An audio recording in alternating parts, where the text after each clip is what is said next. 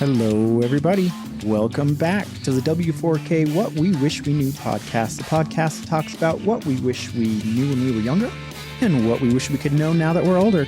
I'm your host, John Sky, and today we're going to be talking about something that plagues all of us, tumbleweeds. Wait, that can't be right. Yeah, we're definitely going to talk about some tumbleweeds. Stay tuned to find out what else we talk about.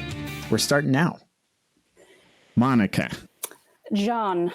Where on earth have you been? I've been to hell and back, my friend. Please tell the viewers why you left me to my own devices. Right? And I had to record a podcast without you. I know, I bet it was super lonely and sad.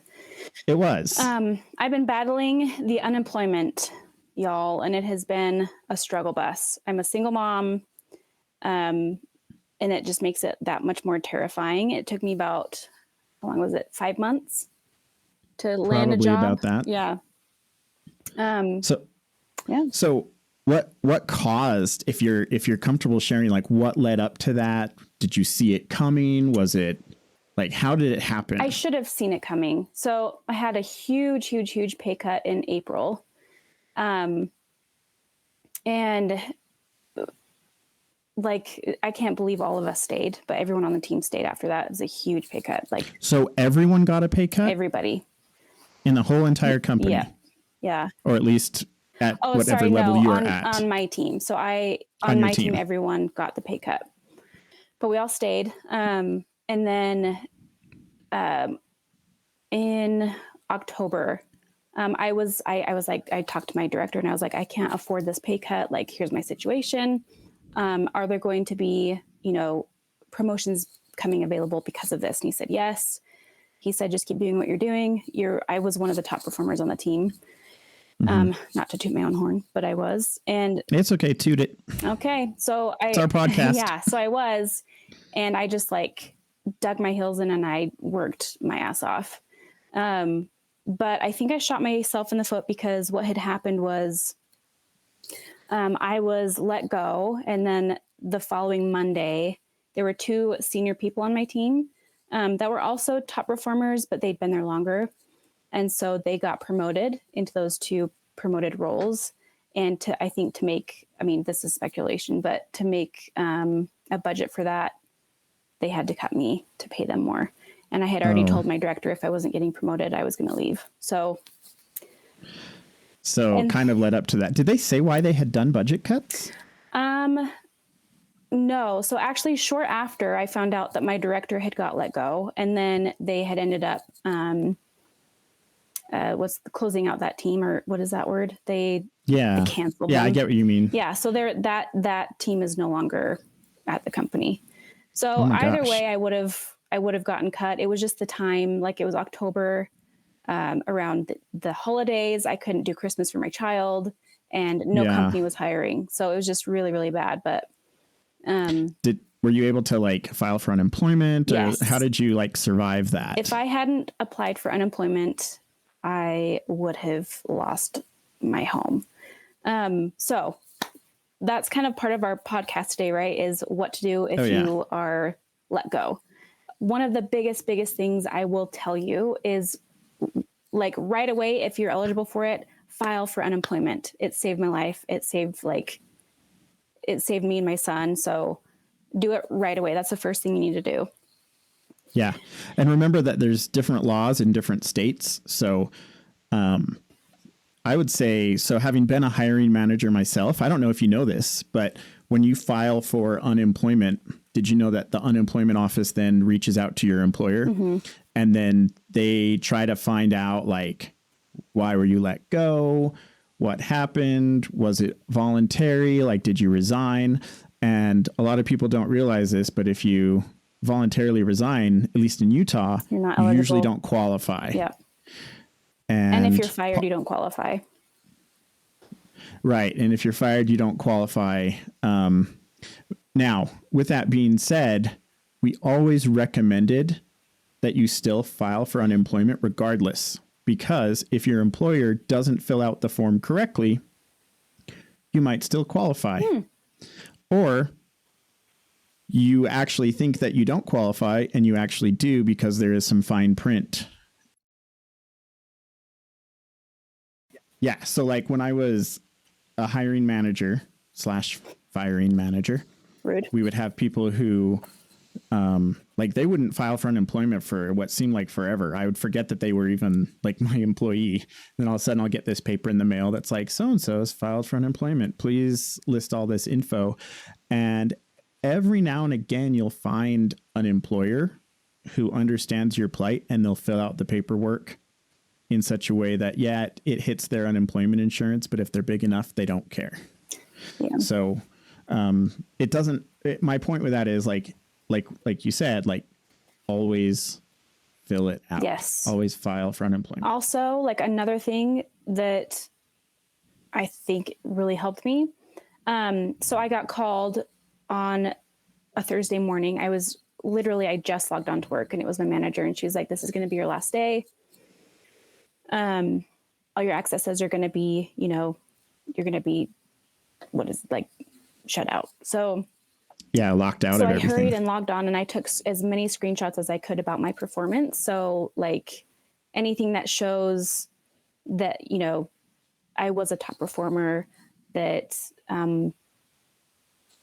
like anything in regards to that, get as much information as you can just to cover your ass if needed.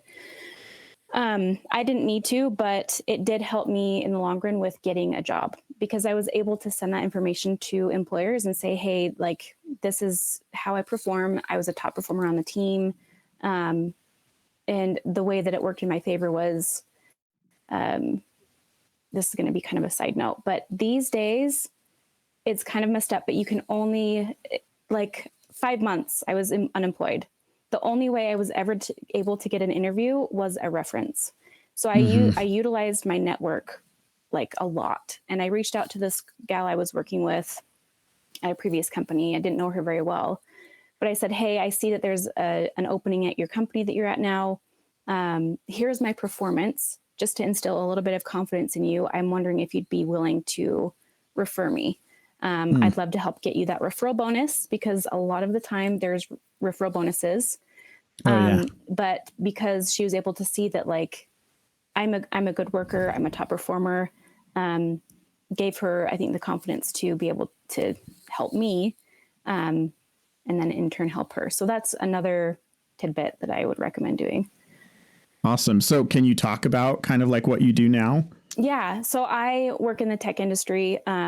It's similar to my previous role, but I work for a legal platform.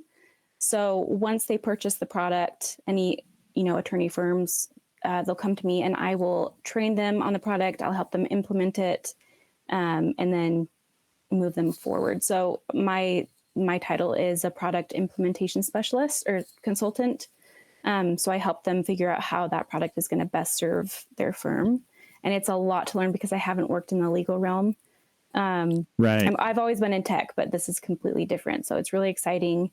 But most importantly, I got a freaking job. So huzzah. Yeah, that's great. Yeah. Are the hours okay? Hours are fine. It's not remote like my old job. I have to drive about 35 minutes to and from, and I lose time with my son, but it is what it is. So yeah, I mean, you got to do what you got to do to pay the bills, right? Yeah. And it's good that you didn't like lose your house because you just barely got it. And I like this house a lot better than your old one. And speaking of, when I bought this home about a little over a year ago, I had lost my job 2 days after I closed. Oh my gosh. And so I've been through this many a time, but luckily, I honestly feel like it has a lot to do with your headspace too. So you could either mentally let it destroy you, which I kind of did this last time. But when I moved into my home, I had a lot of confidence in being able to find another job, and I did within a couple of months. So yeah, just keep your head up. So how did you like pull yourself out of it, get motivated to like really start finding a job? Because I mean, people go through this like phase of depression, right? Where they pretty much just want to lie in bed and not do anything, or they turn to alcoholism, or they just binge watch movies, or they, So like this last time, it really got to me. Like I've been laid off, I think 4 times now. And this last time was rough because I gave it my all. And I was always under the impression that, like, if I were a top performer and I did really good, I had job security. But I didn't. And that really effed with me. So in a lot of ways, I'm just like, I don't even know who's going to hire me anymore. Like, I did my best and it wasn't enough. Like, all these ruminating thoughts really got to me. And I did go through like a little bit of a depression. But you just have to remember, like, what you've done to get where you are, why you were a top performer, and why you do deserve, you know, to be paid well and be paid what you deserve and have, you know, people that recognize you. Because where I'm at now, I didn't realize how toxic the culture was where I was prior. I just was trying to get through and get a paycheck, right? But now at this new job, I'm just like, dang, that's rough.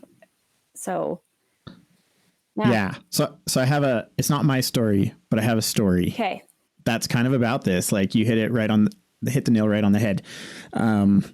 So back when I didn't work from home and I used to have to drive into work in the mornings, I would listen to 97.1 ZHT radio station. And they had their morning show with Frankie and Jess. By the way, Frankie and Jess podcast. This is not a paid sponsorship. Go and check them out. They're great though. They've been on the air since I've been alive, I feel like.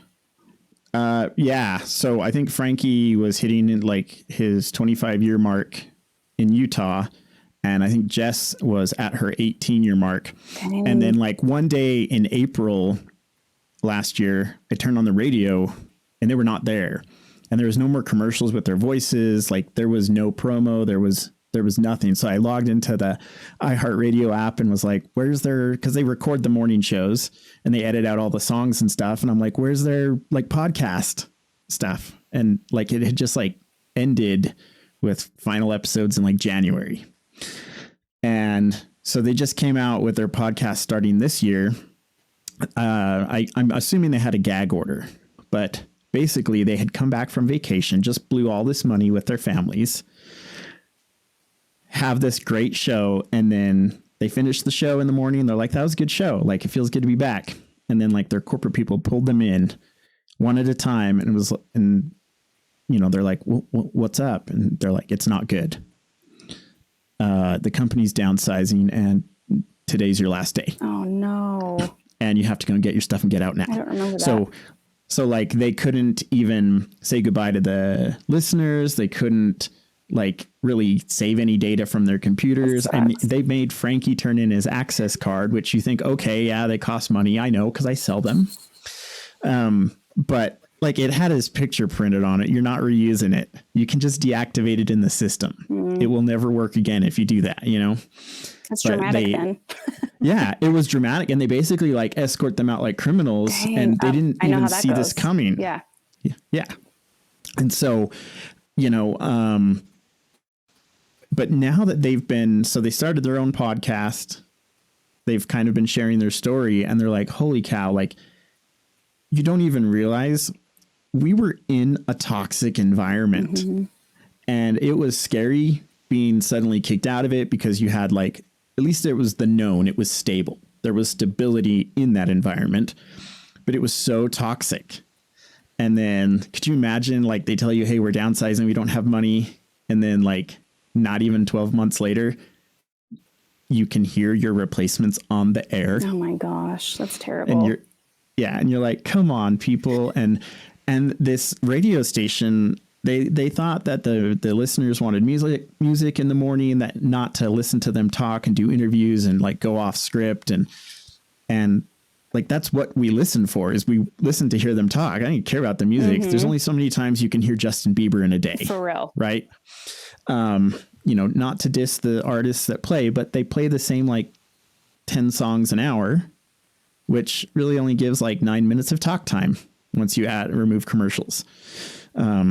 So yeah, I felt so bad for him, but like you said, like, it's kind of refreshing when you get into a different work environment and you realize, okay, yeah, it sucked the path to get here, but like, things are better than they probably would have been had I stayed at that other job, or had I been allowed to stay a little longer.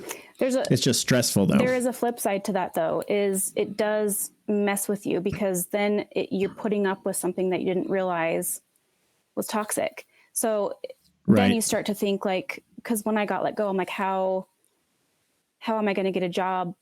You know, like all these rumination, like these thoughts that I think stemmed from that culture.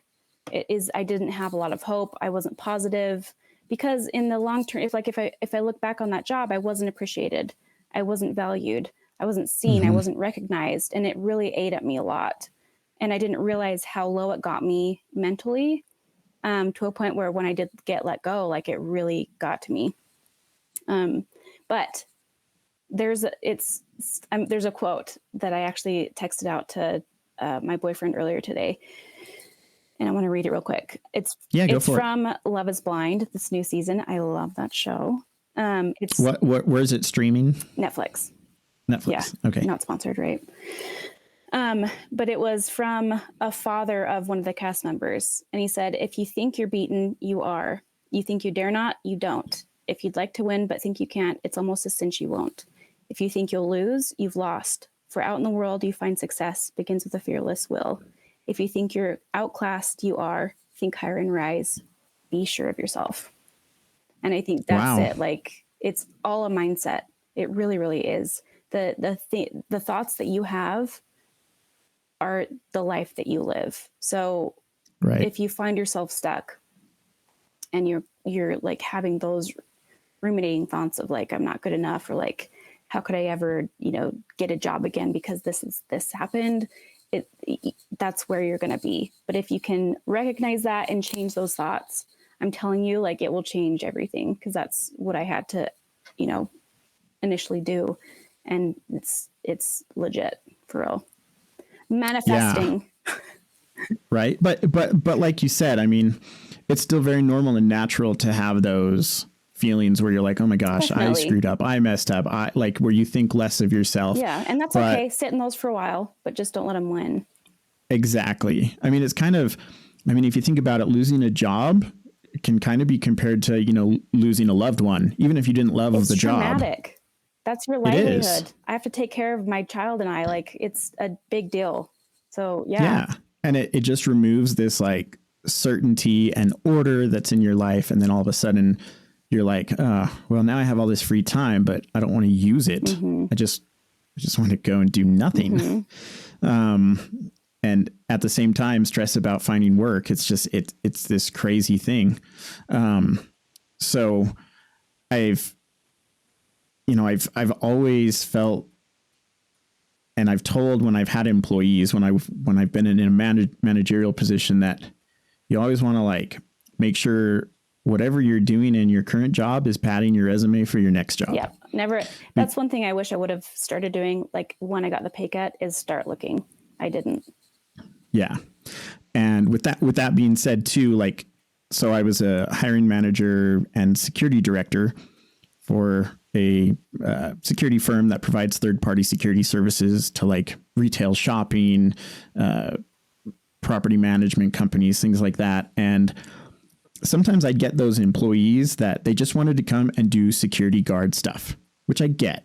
I feel you. The pay isn't like super high, but there would be times I would task them with things that were not security related. They were more like clerical, like paperwork stuff, office stuff, task-based things that had nothing to do with security. And the ones who were smart took every opportunity that was given to them to try to better themselves so that they could learn how to make pivot tables in Excel. Oh, lovely. And how to send automatic messages in Outlook, and how to use a phone correctly. Like you don't even realize there's so many people who have no phone etiquette until you've worked in a call center type job. Mm-hmm. And see all these new hires and you're like, oh my gosh, the way you answer the phone is cringy.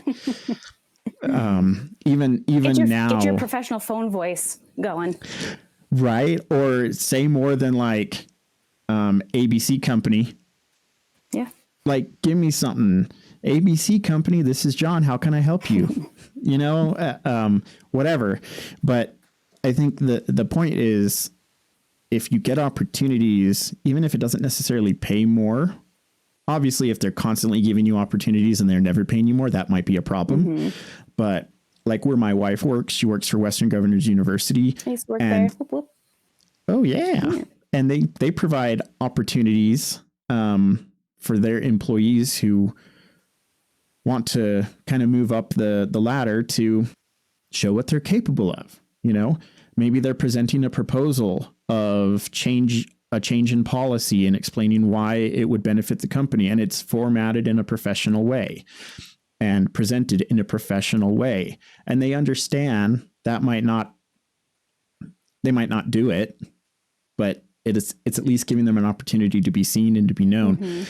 And I would do the same thing when I was, whenever we'd have like positions for supervisor level employees that had come, that had opened in the security department. As long as you applied, I always gave you the opportunity to interview. Even if I already knew like, no, there's no way, there's not a chance that I'm going to choose you as a supervisor. I'm going to give you an opportunity to interview though, because how do you know what kind of questions are asked in a supervisory interview? How do you know how to better yourself and what to work on unless someone's telling you? Yeah. Or at least giving you the chance to have that interview. Yeah. So it's, always prepare for the next catastrophe. For real. That is 1,000% true. Cause I didn't think about it and it effed me over. So here, like a couple of other points too. So real quick with unemployment, I didn't know this because I had never done it before. If it's your first time with unemployment, you are required to apply for 4 jobs per week. And you have to document that. So every week you have to log on to your unemployment and you have to log who you applied for, the position, the status of that, the date. But you have to do that every week for a week. So if you don't do it, you're going to lose the unemployment. Make sure that you do that.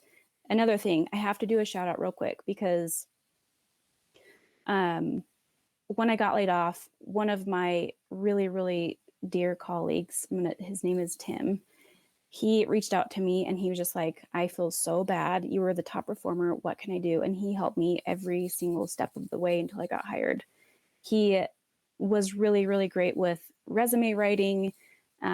He called me and we talked about what I could do, during my interview. He went over my resume with me and I would like update it until he was like, that looks good. Like he was such a huge help.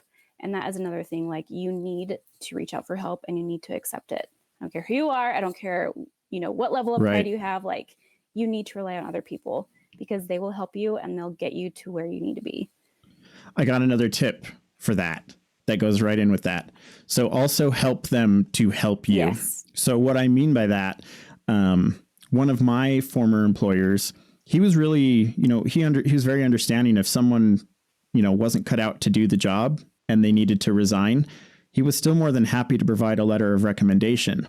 But being a security director where we were working is such a tasking job that you don't have time to write a letter of recommendation. So how you help them is you write your own letter of recommendation, send it to them in a Word document and say, if you feel something needs to be changed, make corrections. Oh, that's then great. They're not having to type everything up. They can just reword a few things. They can, if they want to adjust some performance metrics that you mentioned or whatever, or add their own little voice to it, they can. But it made my job tremendously easier when I had an employee who said, hey, I got to find a job that pays more. I get it. Like $15 an hour ain't probably going to cut it. Not these days. And I'd be like, I'm happy to give you a letter of recommendation. Type up something, send it to me. I'll go through it, make some edits, sign it, and you'll be good. And then I learned that trick also worked in the military because once you become like a sergeant or higher, or like a lieutenant or higher, you have these performance reviews every year. And your reviewer also has like 10 other soldiers that they have to review. They don't have time if you're in the National Guard to constantly be doing that stuff. They've got careers, they've got families, they've got things to do at home. So, I made an I Love Me book is what we call it. Like a 3-ring binder of my achievements, my performances, my evaluations, my qualifications. And then I would I'd fill out the form for him, and then he could edit it again as needed and slap his digital signature onto it and call it good. That's awesome. And it makes them so much more willing to help when they realize, okay, this person's serious. They've been tracking their progress. They've been tracking their goals. They've been tracking the things that they've done to improve. So yeah, obviously I'm going to help support them in that. Mm-hmm. Yeah. And I think a lot of people don't realize it's okay to do that. You might actually find a lot of people are like, oh my gosh, thank you so much for doing this. You got to learn to brag about yourself, which is kind of hard, but you do. You got to be your own advocate. It is. And make an I Love Me book.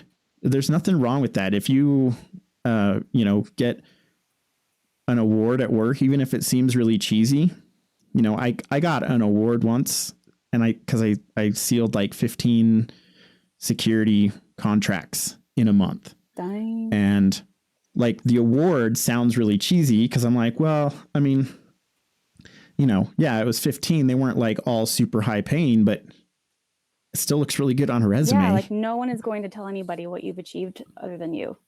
And like that's so if you are in the tech company, like heavily rely on LinkedIn, because that is like the place to network. Make sure your LinkedIn profile is up to date, that you've listed all of your achievements. That's where you can apply for jobs, you can network. And that's another thing, like don't burn bridges. If you get let go, like I'm telling you, I was pissed off. I was so mad. I knew I didn't deserve it, but I didn't retaliate. I didn't say anything negative. I didn't post anything negative. Right. Because at the end of the day, it's not personal. And what that allowed me to do was reach out to that director and say, hey, would you be willing to write me a letter of recommendation? And he's like, absolutely. And he did, like, because I didn't shoot myself in the foot. I was very professional when I got let go. So yeah, even though there's emotion, when that happens, keep it to yourself. You never know what can come about, like networking with those people down the road. Yeah. And our emotions rule our ability to reason correctly. So it's super important to really check yourself. Before you like Ice Cube said, before you wreck yourself. Because ultimately, you will mess those things up. And a message for like employers. Just because your employee is updating his LinkedIn profile doesn't mean they're about to leave. Right. And like, again, it's not personal.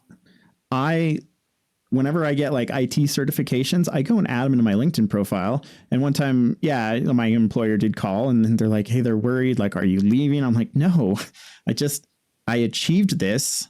And while I'm not working in IT, I work selling components that are very technology based. And so it makes me more intelligent and a better representative as a salesperson for the product that I'm selling, even if sometimes people can't see the correlation. So for employers, understand there's nothing wrong with your employees doing that. And at the same time, you never know, your company could go under tomorrow because, I knew of a company who one of their top like ownership people embezzled a ton of money from you them. Never freaking know. You never know. Like I'm saying this and I'm like, maybe I should just keep looking. Cause like I stopped now that I'm employed, but like you have to keep looking. Yeah. And even like now that I have a new titles are important. I can look for something better and I can look for something better. Right. But there was another really, really important thing I wanted to say. Can't remember. It'll come back to me. And then, I'll keep going then. Keep records of dates of when you started and stopped things, because you never know. Like I didn't envision when I was 24 that I was going to join the military, or when I was 23 that I was going to join the military. That usually that's something people are deciding when they're like 18, 19, 20. And I was older, and then all of a sudden I had to fill out a background check for a top secret security clearance. And they're like, it is, but they're like, we need 10 years of history of not work of your life. Oh, so different. I need to know who your contacts were. If you went to school, Who did you know? Who's someone that we can talk to wild. that went to school with you at college? Where did you work? If there's a month where you didn't work, what were you doing in that Dang. month? And it was very, luckily, You're a good I guy. I couldn't go back a full 10 years because they didn't care about anything prior to, I think when I was like, before I was 16, they didn't care. You're still a baby. Yeah. And so, because, 16 is the technically the legal age to work a full-time job and you're not officially an adult, but you can make adult decisions and get into adult problems. And so luckily I didn't have to go back 10 years. But imagine like if suddenly I go and get a position with like Northrop Grumman and they are like, hey, you need to have a secret security clearance. We need a background check and a history for your last 10 years. You got that all on record. Yeah. Or you say, I don't remember. Now I got to go and figure stuff out. And then when they come and interview you in person, they're like, hey, you listed these dates, but we found out it was these dates. And then you have to explain yourself. Mm-hmm. That's actually, so sorry to cut you off. No, that's My okay. boyfriend is applying for Northrop Grumman and he has to list all of his certifications. It's for a chemist position and he didn't record it. So it has delayed his application. So yes, that's just example. Yep. I did remember what I wanted to say. Oh, cool. So 3 things.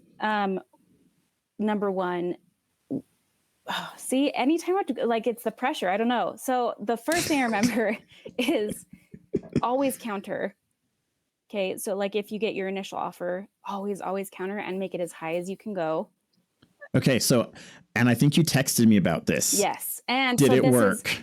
No, what I actually learned was every time I do an interview, they ask me, what is your pay range? And I would always answer, I should not. And I was told that because it's always negotiable. But if I answer that question, it puts me in this box where that they can come back and say like, oh, you said this, so here's what we're going to offer. That's what happened to me. Never answer that question. I had no idea, but it makes so much sense now. And then always come back with a higher, now I can't think. Like a higher amount than what they initially offer. Yeah. Just to see it, throw it at the wall, see if it sticks. Exactly. Yes. And then there was one other thing that I can't remember because now I'm nervous about it. So it did or didn't work? Did you ask for more than what they offered? I did. It didn't work a ton. I got more, but it was like the bare minimum. Right. So. But that's okay because it was still more than what they offered. A little bit more, yes.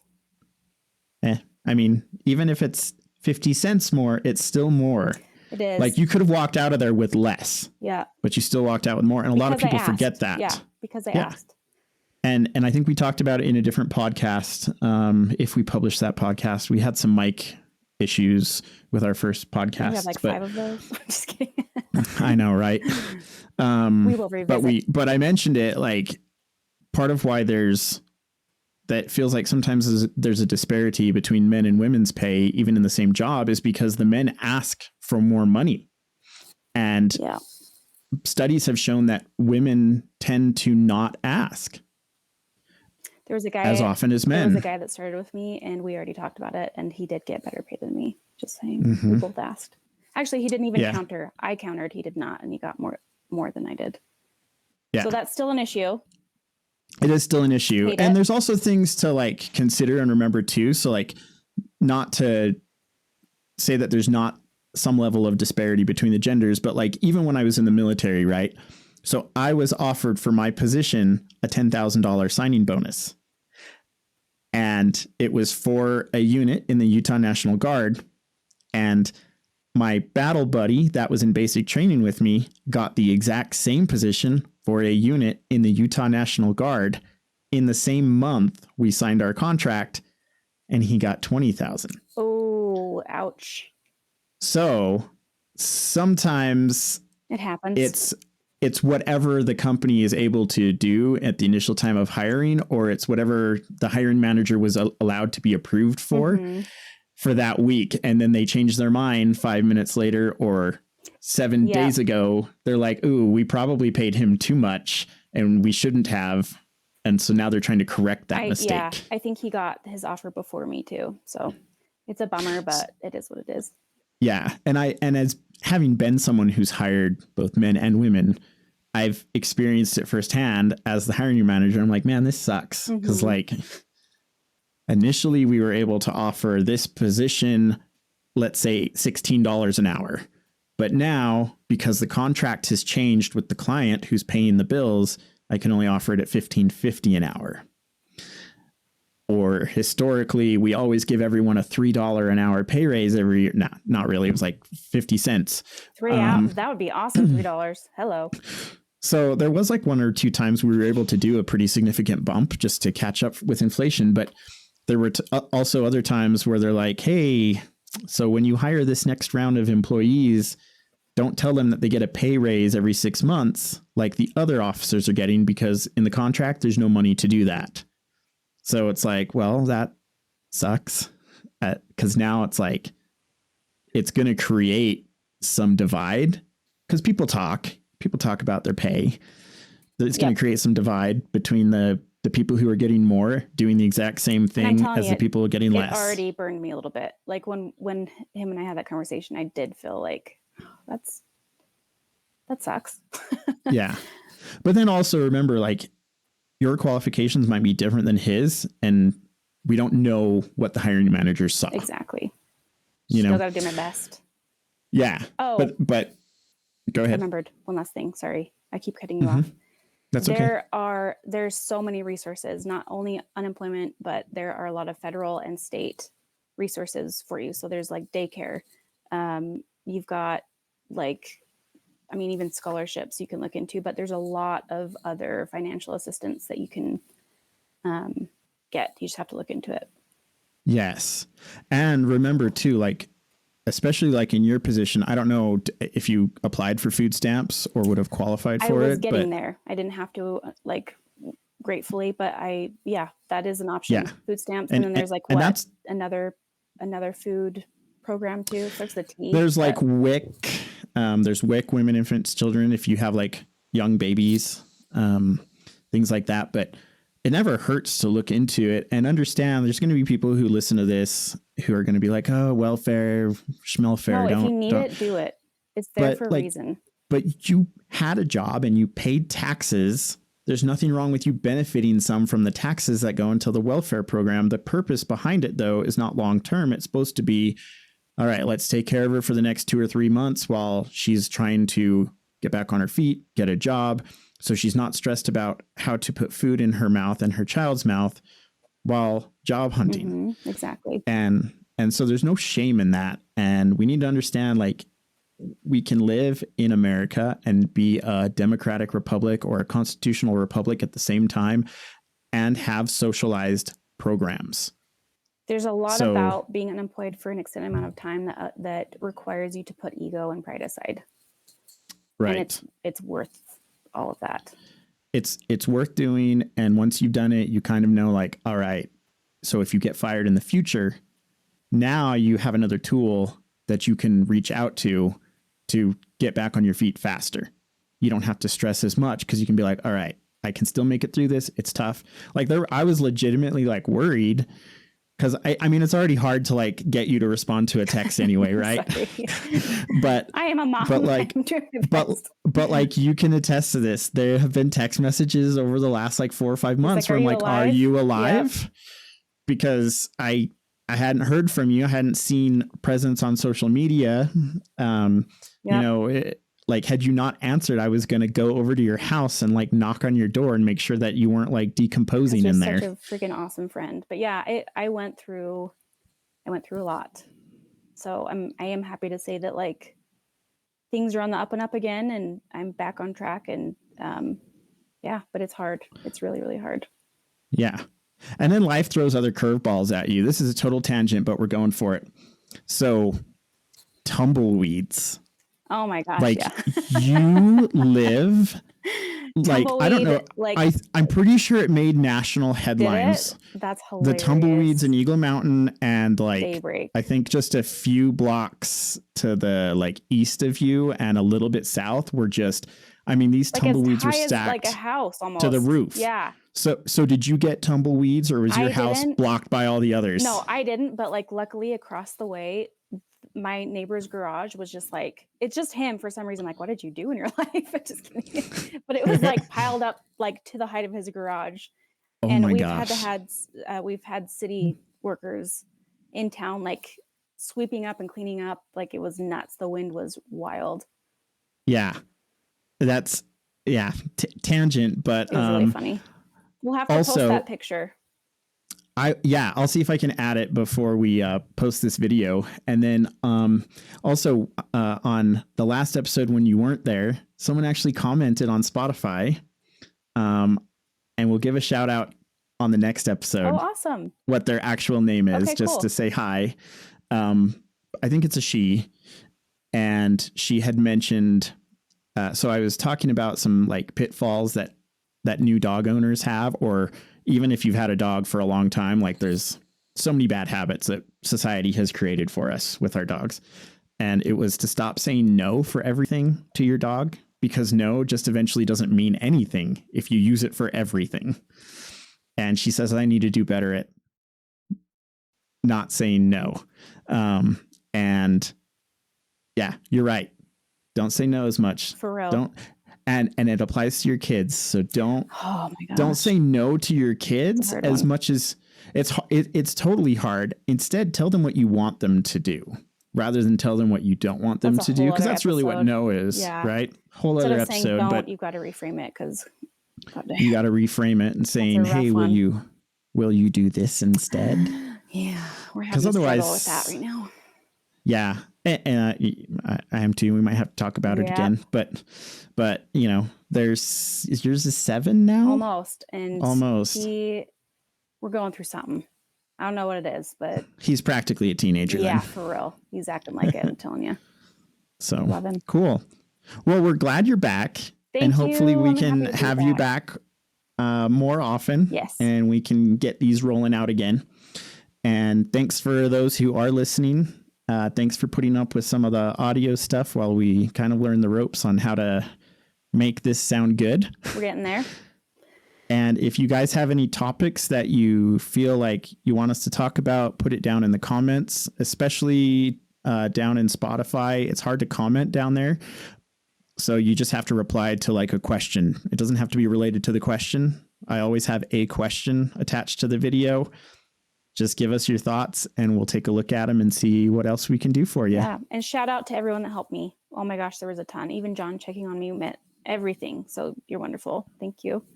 Of course. But yeah, everybody, I had such a community surrounding me. So thank you all. Yeah. And then also, I think in the next episode, we need to give an update on your old home. Yes. And show pictures. Yes. Because it's been remodeled. It has. And it has been sold. And it's amazing looking. Yeah, it's really, really cool. They did a killer job. I did a walkthrough and I cried, for sure. 100%. Yeah. Well, that's okay, though. I know. You're in a good place. Emotions are cool. Emotions are cool. All right. Well, everyone, thanks for listening. This was the W4K, What We Wish We Knew podcast. And today we talked about what happens when you lose your job and how to recover from it. We hope you liked it. Thanks for listening.